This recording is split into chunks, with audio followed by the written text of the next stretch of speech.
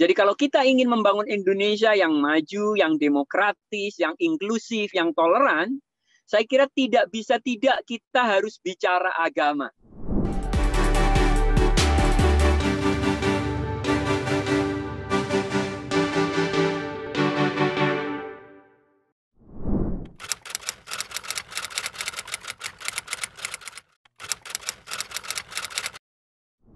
Dengan realitas bahwa 93% atau 94% orang Indonesia menganggap agama penting, maka transformasi lewat jalur keagamaan itu menjadi penting.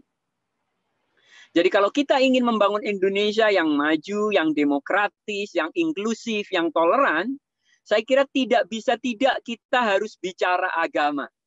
Di online Indonesia, ya, itu ada realitas menarik di mana media-media keislaman itu punya pembaca khususnya sendiri.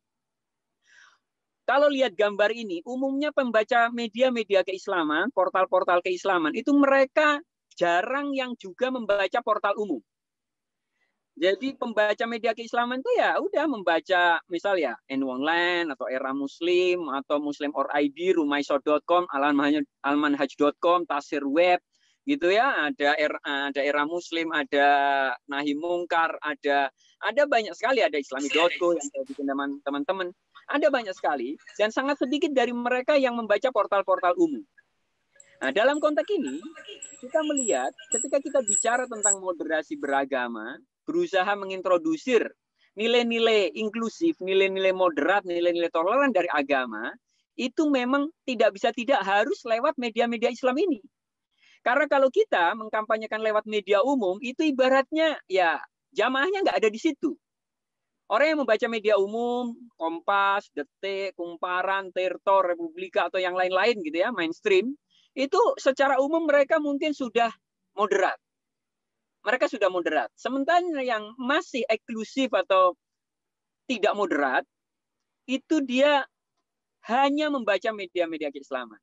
Nah, ini tantangannya, kenapa maka kemudian media keislaman itu menjadi penting. Prinsip sederhana saya kira di online, pertama adalah konsistensi. Konsistensi bahwa bagaimana kita bisa membanjiri internet dengan konten positif. Kalau kita menganggap di YouTube masih banyak konten-konten yang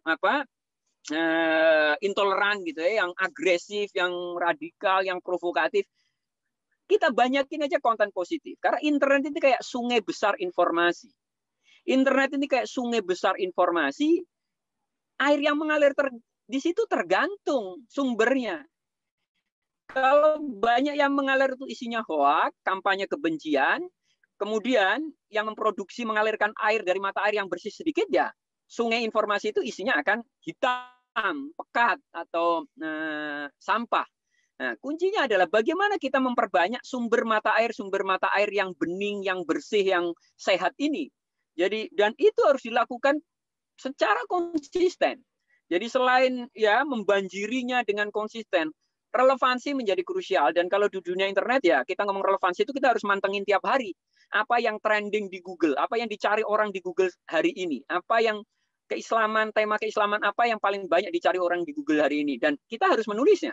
Tapi kalau kita bicara tentang sosial media, kita bicara tentang YouTube, kita bicara tentang Instagram, Facebook, dan Twitter, saya kira relevansi menjadi penting, dan relevansi itu memang seringkali menuntut kecepatan. Jadi itu masalahnya.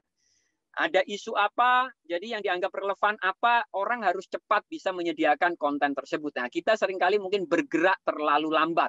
Nah, tetapi siapa yang bisa bergerak cukup cepat dan akurat dan bisa dipertanggungjawabkan?